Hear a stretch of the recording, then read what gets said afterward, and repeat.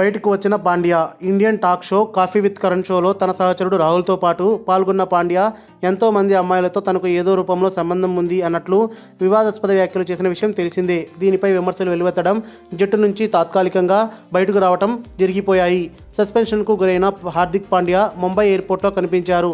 సోదరుడు కృణాల్ పాండ్యాతో ఎయిర్పోర్ట్కు వచ్చిన ఈ ఆల్రౌండర్కు సంబంధించిన ఫోటోలు ఇప్పుడు సోషల్ మీడియాలో హల్చల్ చేస్తున్నాయి.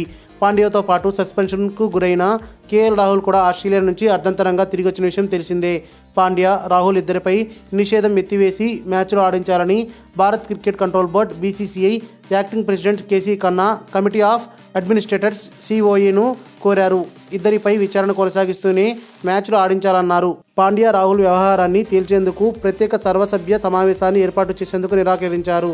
ఈ ఇద్దరు ప్లేయర్లపై విచారణ కోసం ప్రత్యేక సర్వసభ్య సమావేశాన్ని నిర్వహించి అంబుడ్స్మెన్ను నియమించడం సరికాదని, ఈ వ్యవహారంపై వచ్చే వారం సుప్రీంకోర్టు విచారణ జరుపుతుందని ఖన్నా అన్నారు. మరిన్ని అప్డేట్స్ కోసం మన ఛానల్ని సబ్స్క్రైబ్ చేయండి.